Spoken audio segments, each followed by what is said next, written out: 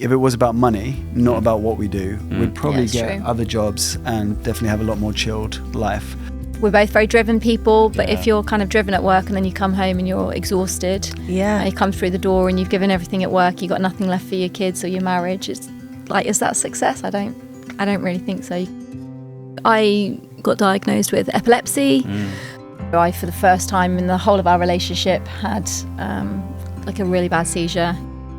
And so then it was just like this emotional roller coaster for me where I was terrified about going out. That was an opportunity for us to live out our wedding vows, and it did make us stronger. Vulnerability will always create a depth that you don't have if it's not there. What would you say to your younger selves?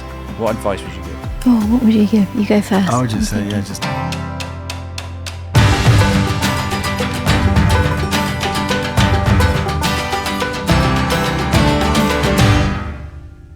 Dan and Charlie Blythe, thank you so much for joining us on Couple Goals, the podcast where we talk to couples and experts about all things relationships. Welcome. Thank you. Great to be here. Before we get into it, why don't you guys introduce yourselves and tell our audience a little bit about who you are? Go for it. Yes, well, great to be here. Thanks for having us. Thank you. I've been married to Dan for 16 years this May.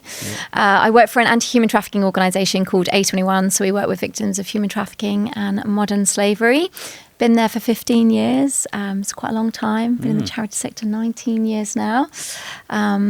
We run a little podcast together called Young Cubs, a little parenting podcast. And got two little boys.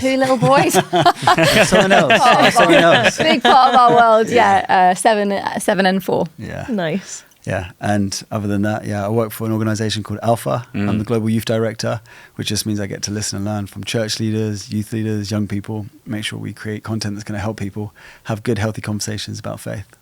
Good Love stuff. it. Amazing. That was slick. Thanks, we rehearsed 10 times on the way here. I did remember my kids when we rehearsed though and forgot them on this one. Yeah, so. that's all right. Yeah, if they're not running around and you're not tripping over them, it's like they're easy to forget. Yeah. You do your best to, even. Before we get into the chat, should we do the icebreaker? Let's do the icebreaker. Right, while you get the wheel, I'll explain it.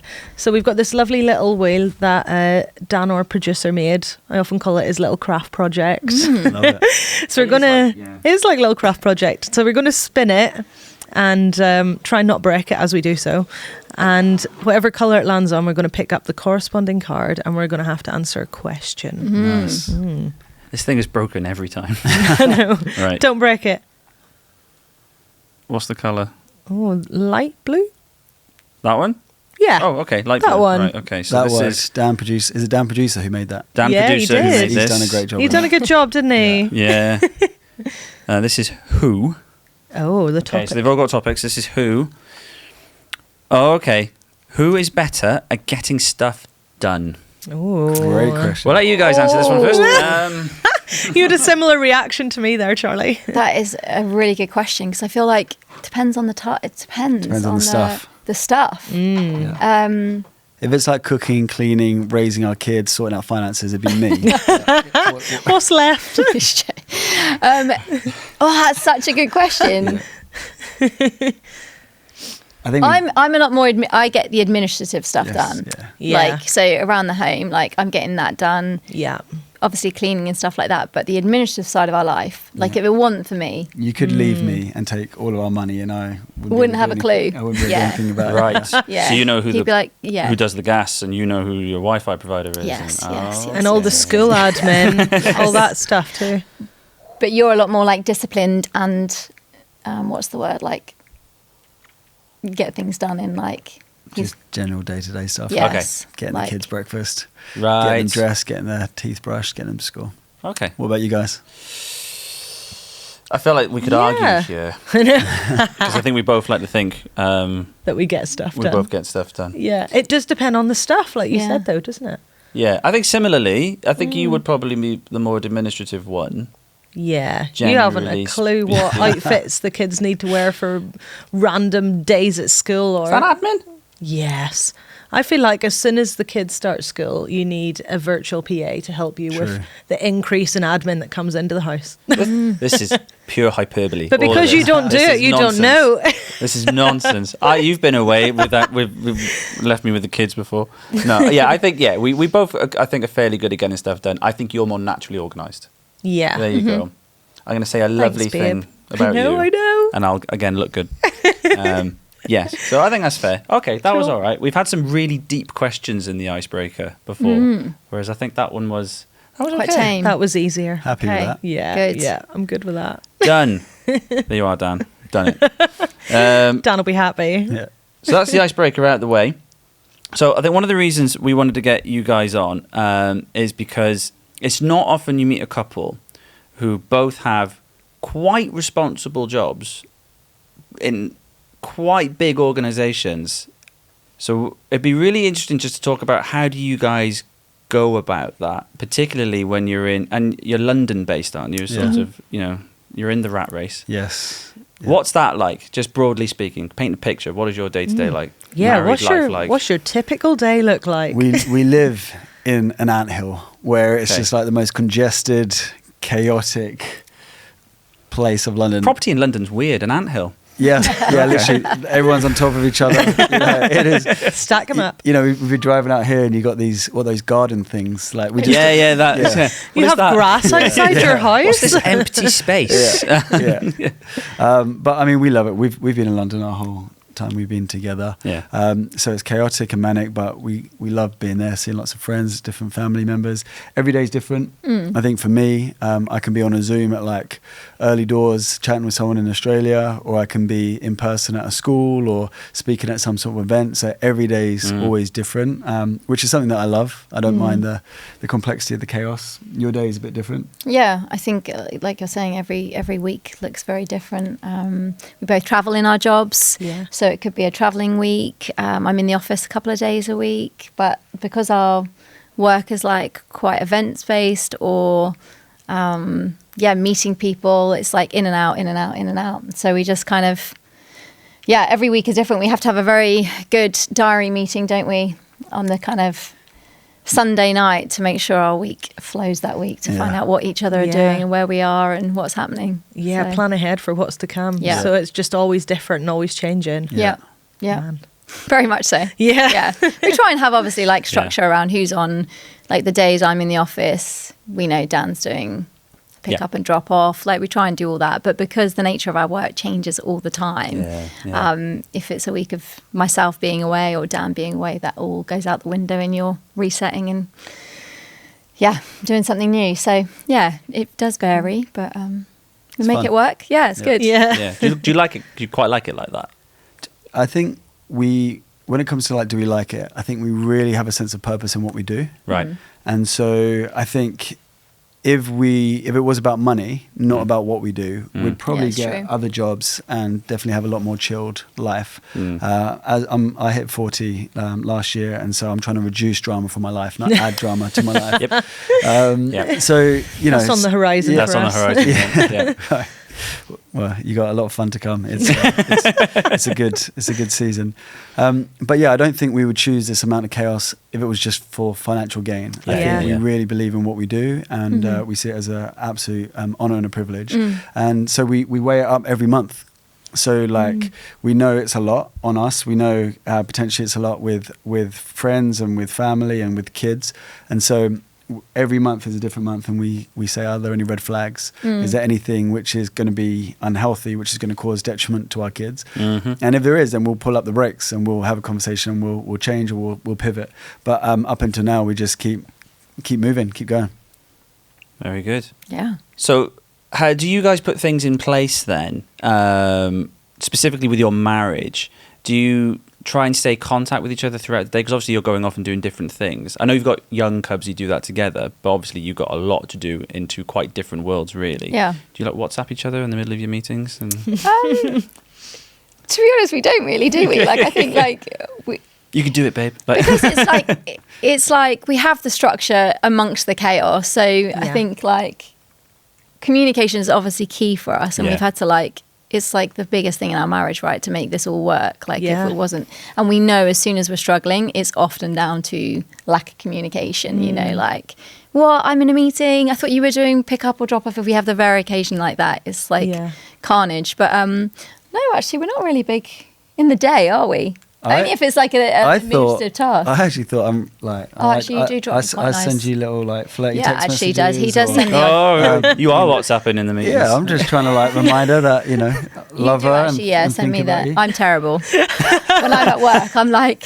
Yeah, when You're like, why is he WhatsApping me right now? Yeah, actually. And when you get ghosted by your wife, you know, it's a hard one to take.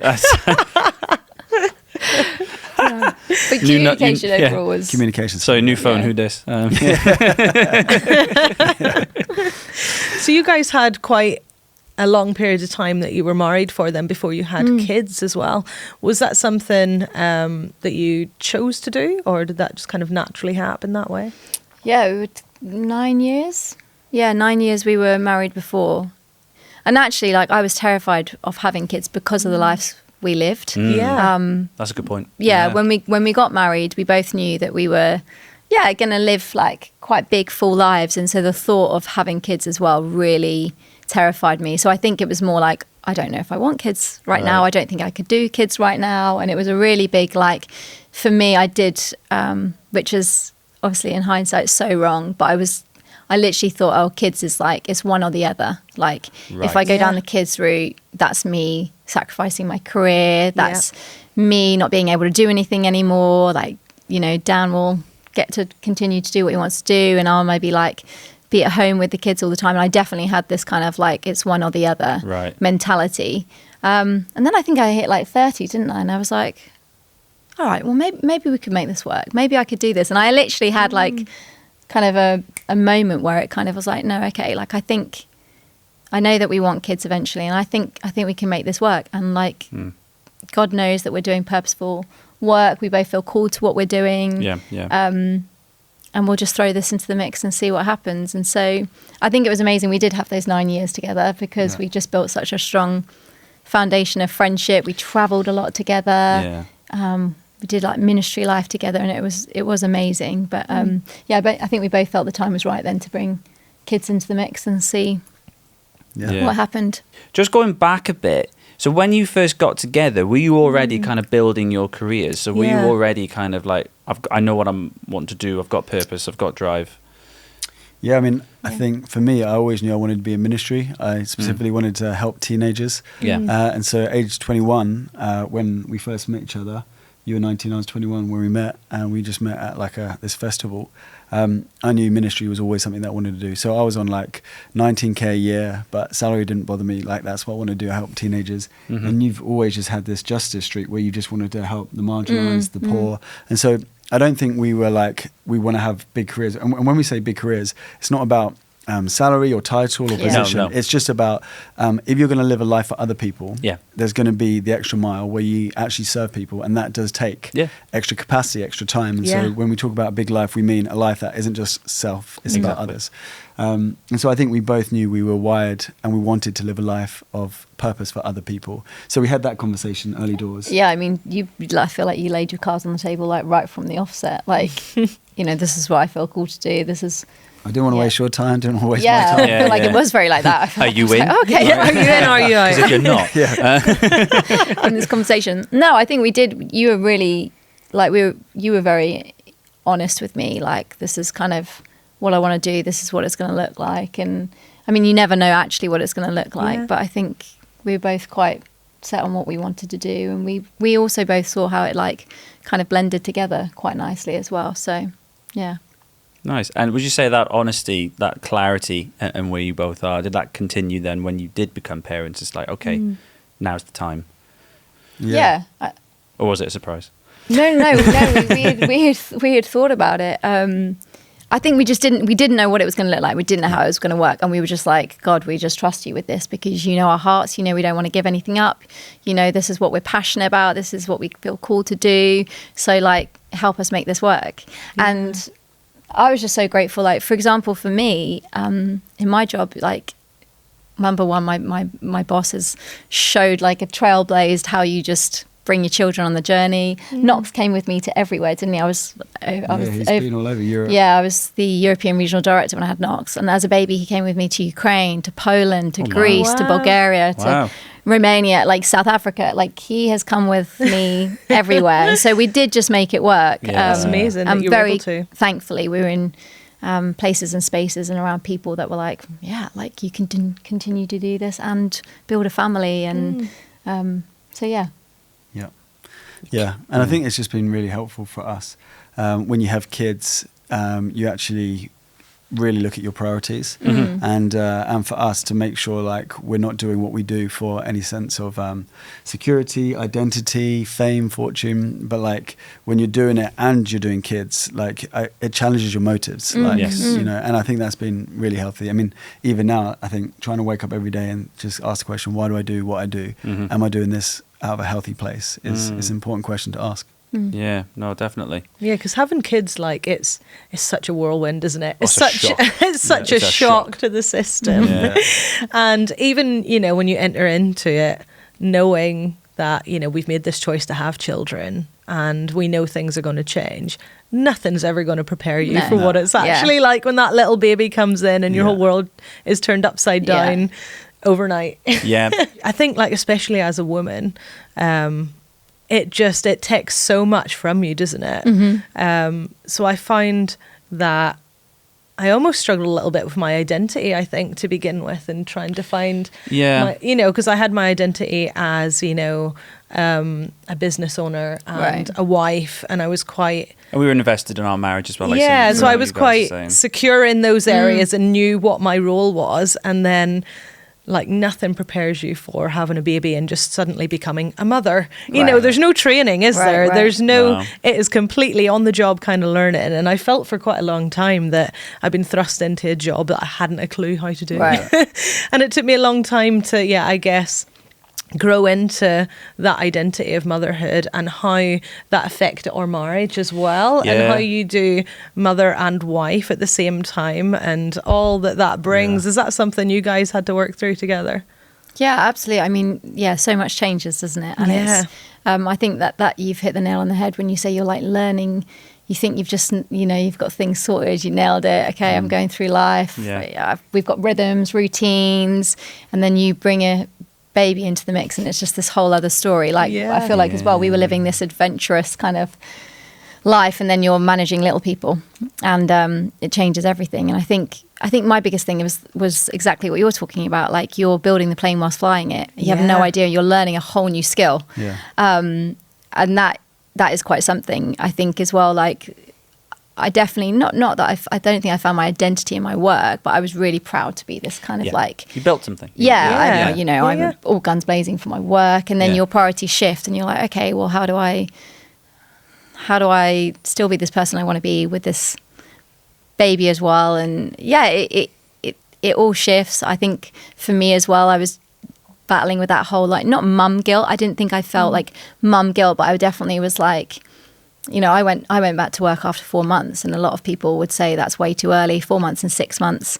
And so I definitely was juggling, like, as well. I think for me is like, what are people thinking of me? That was a big one for me, I think, as I went into kind of motherhood. Like, what does this look like? Is this healthy? Should I be doing this? Should I be at home more? You know, or is this okay? All those kind of things you definitely go through, which are all playing into kind of... Was there anything in particular that you guys found difficult in that shift from going into parenthood and having this new little life?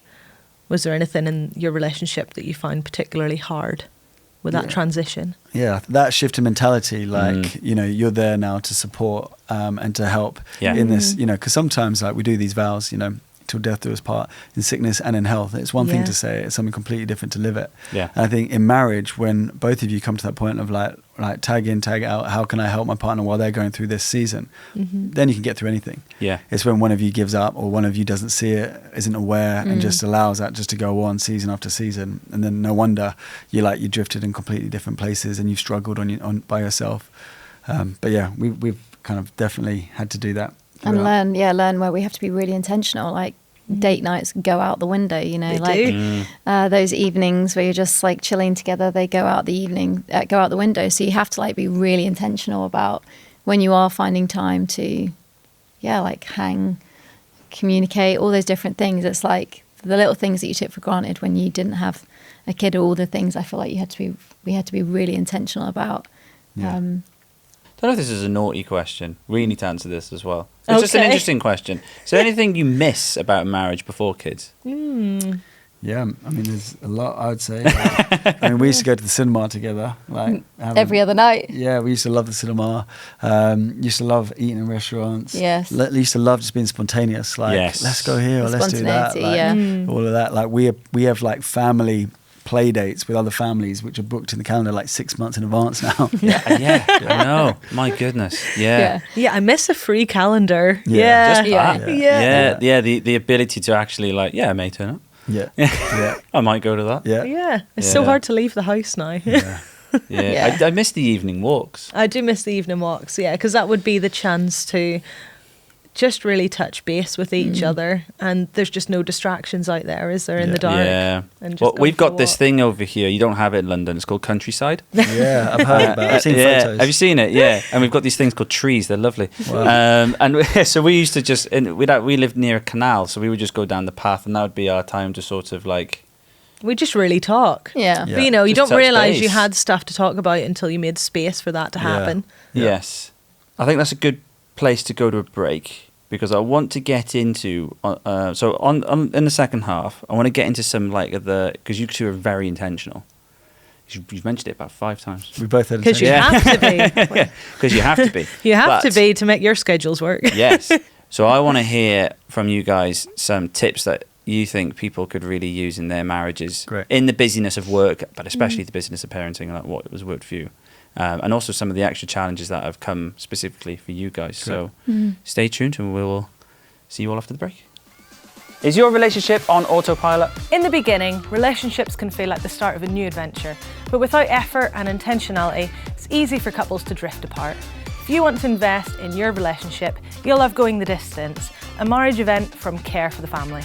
For the first time ever, we'll be joining the Going the Distance team with previous Couple Goals guests Catherine Hill, Kathy Madafan and Philip Janadu. Full of wisdom, humour and vulnerability, we'll be exploring the essential areas to help strengthen your marriage together. We also have 2 great parenting events, as well as our sellout event hosted by our founder, An Evening with Rob Parsons. All our events go on tour across the country, so to buy tickets or for more information, go to cff.org.uk/tour events. See you there. Welcome back. Something that we want to talk to you guys about as well, actually, is that we're trying to get people to subscribe. We've noticed people have been listening. They're not subscribing. They won't be able to at the listen same again. time. If they don't subscribe, if you subscribe, you get to listen again to the next one. That's There true. you They're are. not going to miss the next one if they subscribe. So if you're listening to this, hit that subscribe button. Follow along. Heard big things about the next one. Like, you don't want to miss that. Yeah. Big Absolutely, things coming. We've talked a lot about how you live busy lives, we live busy lives. Parenting, you throw that into the mix, everything just gets even trickier and trickier, but joyful as well. What we didn't talk about that we would love to hear a little bit more is the podcast that you guys run together. Could you tell us a little bit about Young Cubs and your vision for that? Yeah, I mean, I'll start with the fact that like we don't use the word busy in our family, and nothing wrong with it. It's just we just made a decision that we weren't going to be busy people, because if you're busy, it feels like you've not got time for anyone, right? You know, you're always like this like fluttering bee, which is just always doing something. And so we kind of we talk about living a full life and a life for others, but we try and not put out that kind of persona that we're too busy for people and too busy for others. But we live a full life, and so when we looked at our calendar, we definitely didn't have any margin to do anything extra like a podcast. But what happened is when we started parenting, we just realized that actually it is hard. It is a struggle. Yeah. And then every time we went on social media, as we're talking about, it's like do this and do that. And we had parent guilt. We're not doing it good enough. And we'd chat to a few of our friends and we're like, yeah, same. We're on struggle street. And so we'd have these conversations naturally with people. And then we thought, why don't we start like a parenting podcast, which is not about successes, it's more about failures. It's not about all the wins, it's about how we've got it wrong, and we're going to learn and listen to each other. And so that's why we created it. And we just had this goal, like, if it helps 100 parents, it's worth it. And so far we've had great conversations with parents, like online and offline, and the fruit of helping one family, I think, has definitely been worth it. Yeah, it's been great. We've really enjoyed doing it. I think it reveals so many blind spots about yourself as well. And, you're like putting a mirror on yourself as well and seeing like, all your weaknesses, all your flaws as well. And I think it's been really fun just to have these conversations with people, realize that not everyone there's no perfect way of parenting. No. Yeah. Like, we're just all on a journey and we're trying to help each other on this journey. And so it's been really fun having the conversations with people. Obviously, it's another thing like that you're putting on and doing, and we're really enjoying doing it together. I should say that as well. Like, that's fun, because we used to do a lot of kind of ministry stuff together, like all the time. And so it's nice just working on something, I think, together as a couple again. As one. Yeah. Do you find because it's been really interesting, because obviously we do this together, and we work together in care for the family outside of this as well, and we've like done your business together.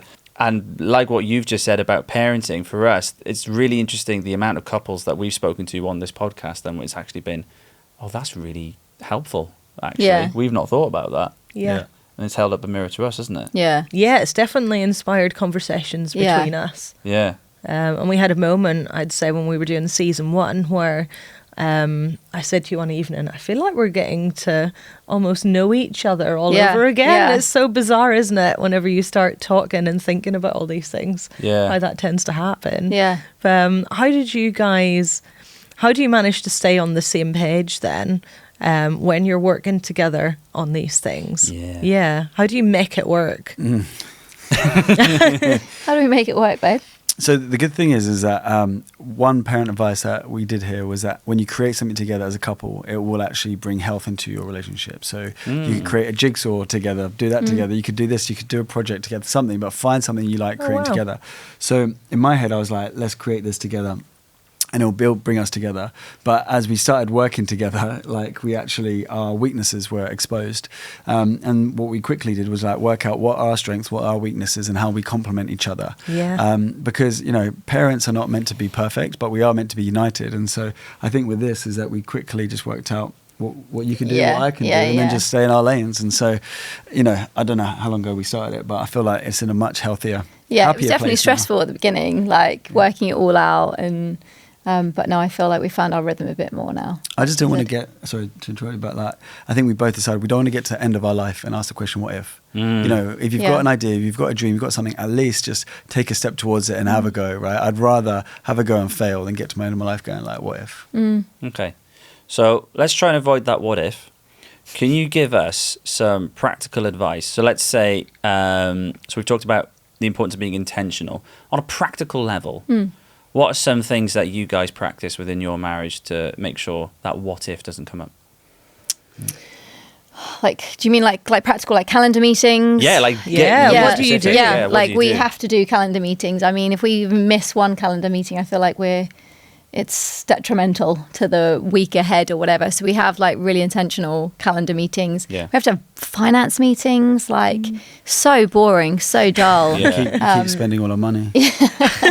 You keep it. He's the spender. I'm He's actually the a saver. spender. Yeah, no. Absolutely.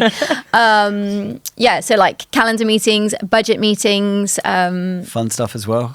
Yeah. Like, I was going to say, how do you avoid it looking like a business? yeah, there is the mundane that has to happen, right? Yeah. And then there's the fun that has to happen, and the intimate that has to happen. Yeah. You've got to be just as intentional with intimacy as you are with planning your calendar and your admin and your finances, and so all of that takes intentionality. Yeah, that's something that definitely changes post kids, right? Yeah. Yeah. Planning intimacy. Yeah. I feel like we have to schedule everything. Yeah. It's like everything goes in the calendar. Yeah. We literally the calendar is our third child that we Shared have. calendar?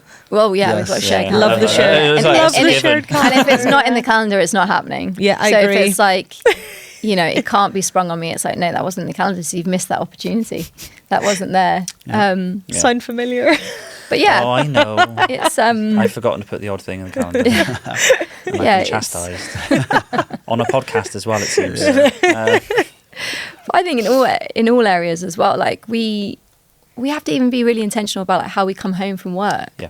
Like we've talked a lot about us having full lives and jobs that are quite fast paced. We carry quite a lot in our jobs and stuff. Like we're both very driven people, but if you're kind of driven at work and then you come home and you're exhausted, and you come through the door and you've given everything at work, you've got nothing left for your kids or your marriage. It's like, is that success? I don't really think so. You could be crushing it at work, but if your family's failing, then I wouldn't say that's really success.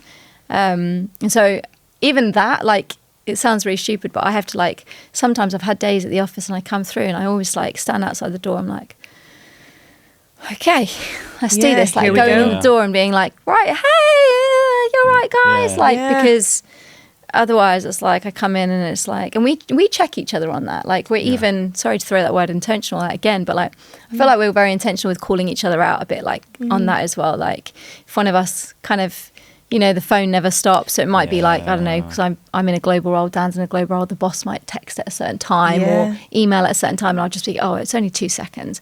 And Dan would be like, just come off your phone. Like just, like we're home now. Just until they're in bed, just, and I'm like, yeah, no. Then we find out it wasn't even a boss, it was just a TikTok video. Look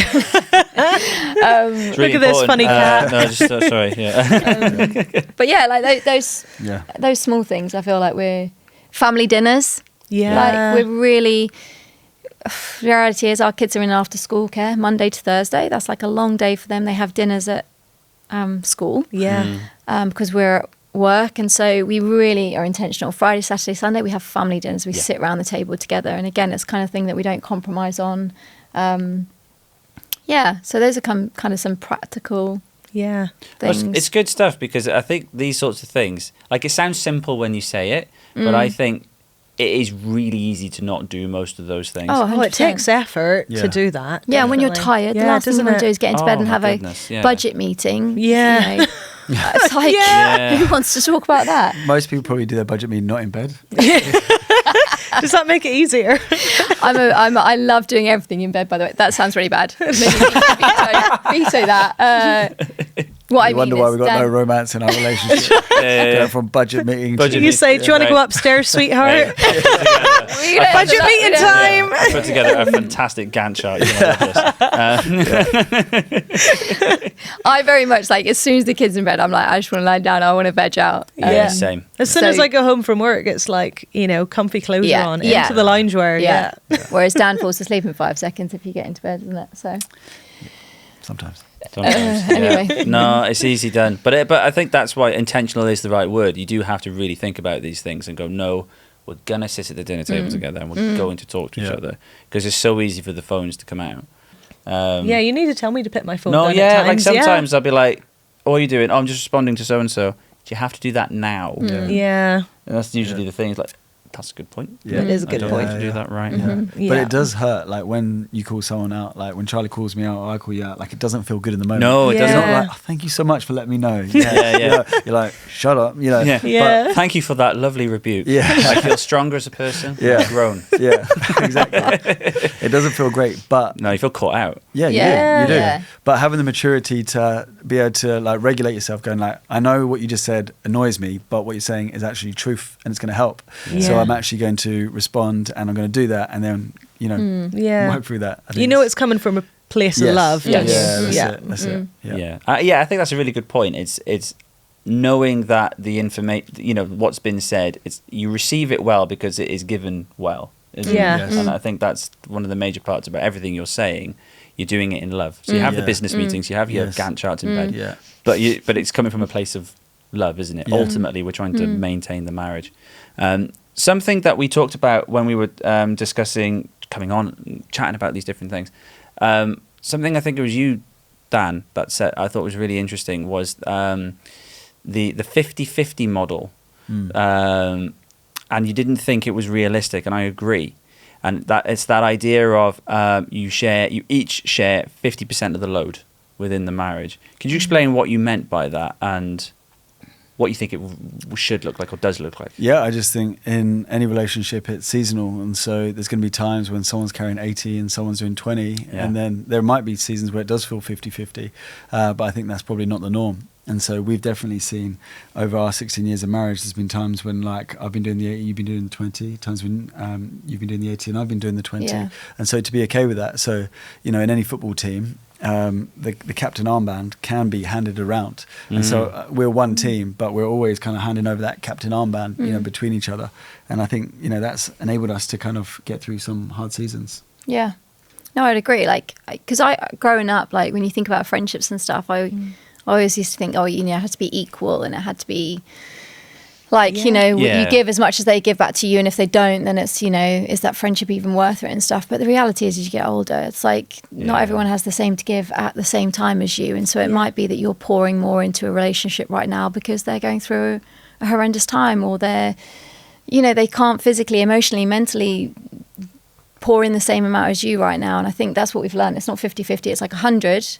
And then what's that made up of? 80-20, 70-30. And that's going to change depending on the season you're in, what the other person's going through, and kind of being understanding of that. And I think there's been seasons where, I've had to carry more, and there's been seasons when you have, and lots of different factors play into that. And I think it's... Yeah, no, definitely. It's not equal all the time. Yeah. And if you have that mentality, I think it's going to really...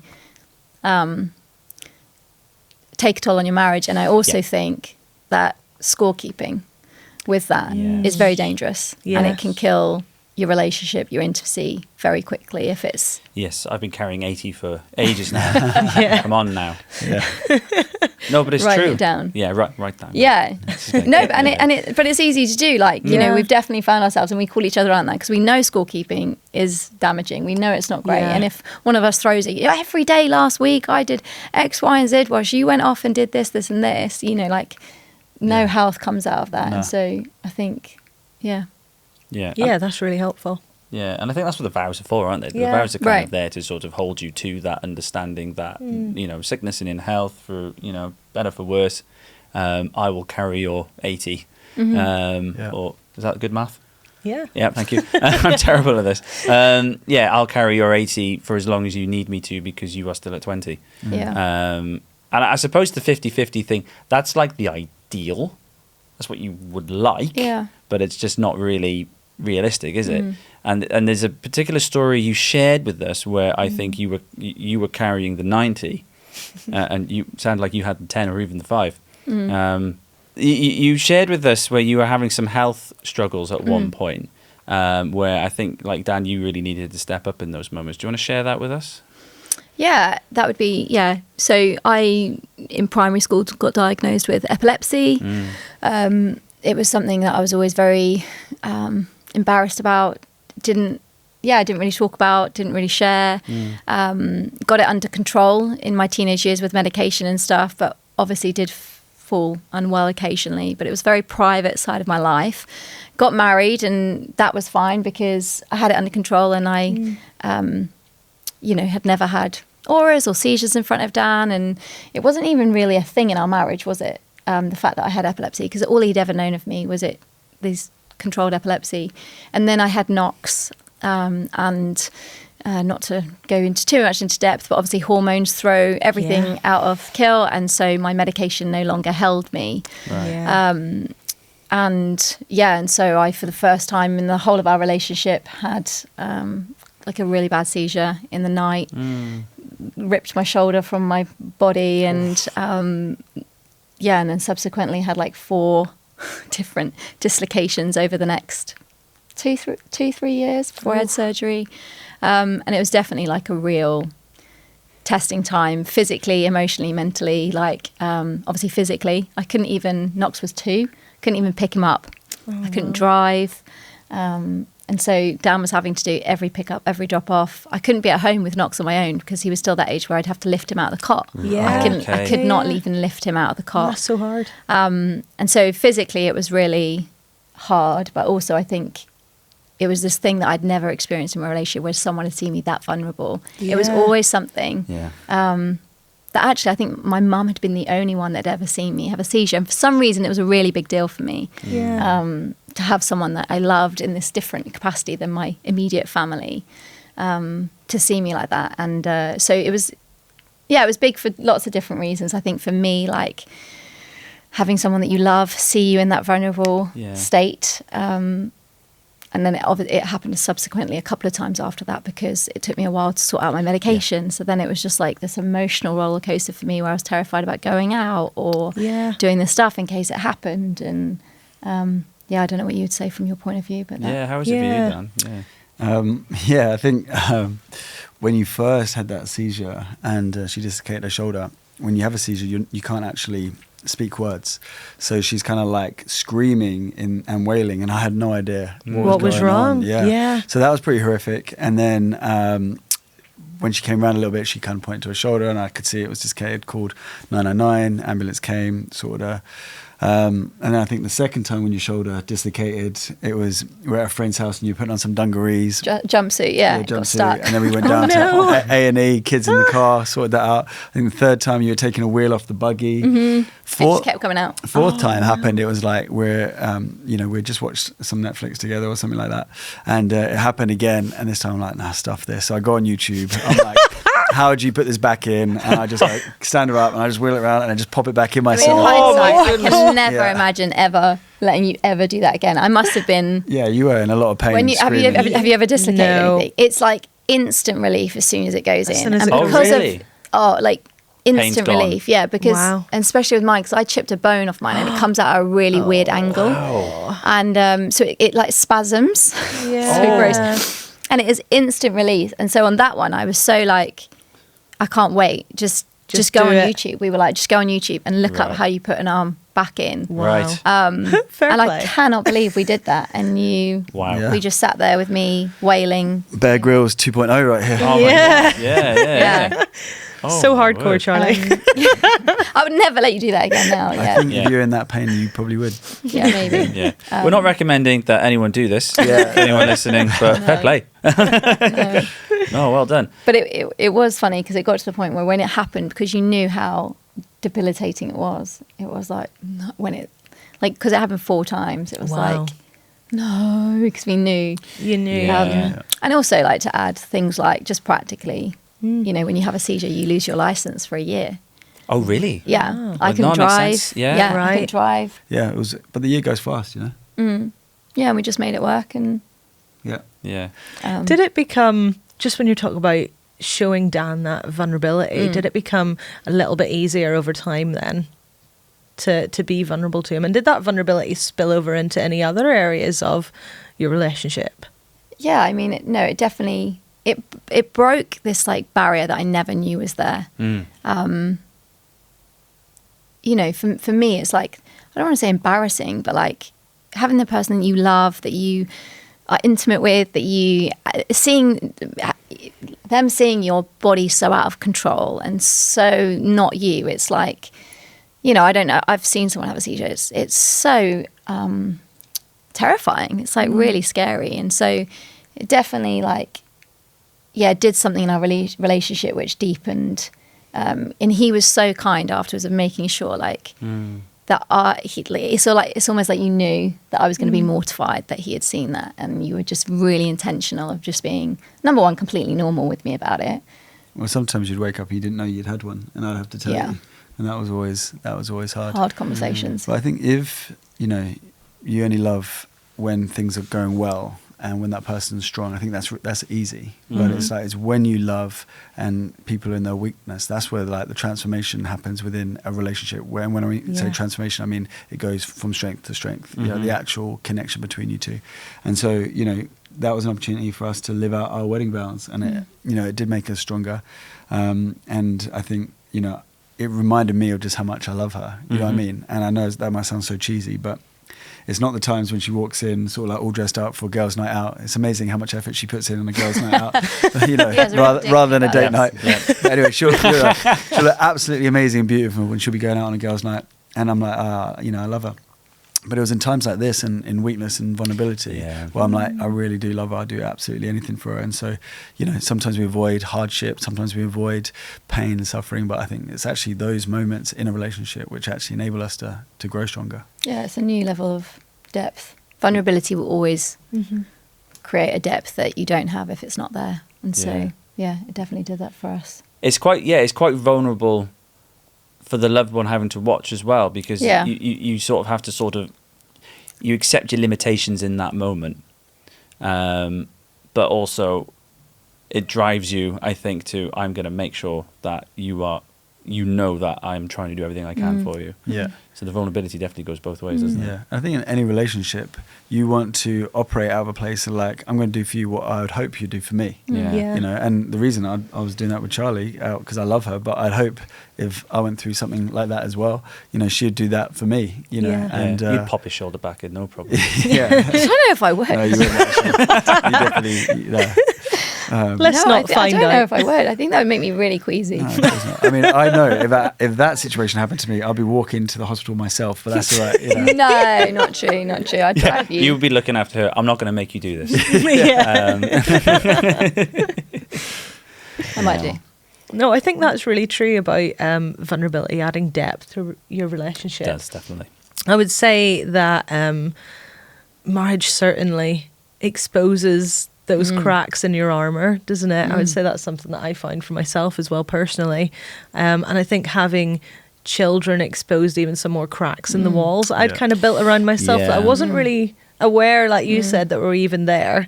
And then those walls just started to come down, and I had to be like emotionally vulnerable with Luke, with lots of different things and baggage that I'd been carrying that I hadn't dealt with.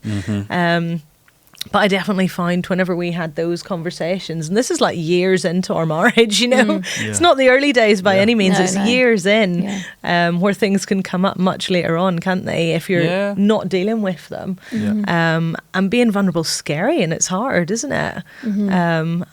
But we definitely find that as I learnt to lower those walls and let Luke in to that area of my heart that I'd kind of locked up without even realising, that definitely added a lot more depth to our relationship, didn't it?